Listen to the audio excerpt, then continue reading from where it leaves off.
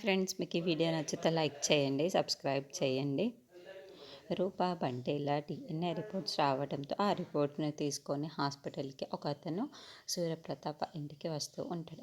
ఎవరు నువ్వు అని సెక్యూరిటీ అతన్ని అడ్డుకోవడంతో హాస్పిటల్ నుండి రిపోర్ట్స్ తీసుకొచ్చాను అని అనడం. ఓ అవా, ఇలా ఇవ్వు, నా చేతికి నేను వెళ్ళి ఇస్తాను అని అతన్ని అక్కడి నుంచే పంపించేసి ఆ రిపోర్ట్స్ని తీసుకొని సార్ ఏవో రిపోర్ట్స్ అంట అని సూర్యప్రతాప్ చేతికి సెక్యూరిటీ గార్డ్ ఇచ్చేసి వెళ్తాడు. హాస్పిటల్ నుండి ఏ రిపోర్ట్స్ అబ్బా ఇవి అని సూర్యప్రతాప్ వాటిని ఓపెన్ చేస్తూ ఉంటే అప్పుడే విజయాంబిక దీపక్ పరిగెత్తుకుంటూ సూర్యప్రతాప్ దగ్గరికి వస్తారు.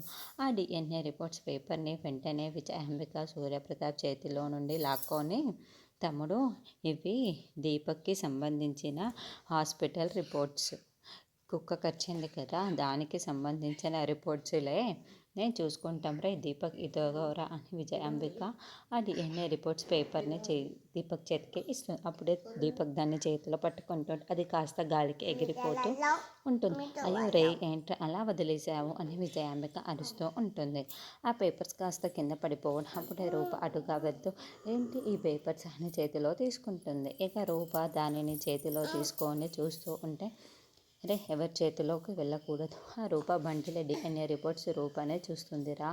ఇప్పుడు అది చూసేసింది అంటే ఇంకేమైనా ఉందా, బంటి తన కొడుకు అన్న నిజం తెలిసిపోతుందిరా అని విజయాంబిక టెన్షన్ పడుతూ ఉంటుంది. రూపేమో ఆ పేపర్స్ని చూడకపోతూ ఉంటుంది. మరి రూప పూర్తిగా డిఎన్ఏ రిపోర్ట్స్ పేపర్ని చూస్తుందా, లేకుంటే అందులో ఏముందో రూపకు నిజం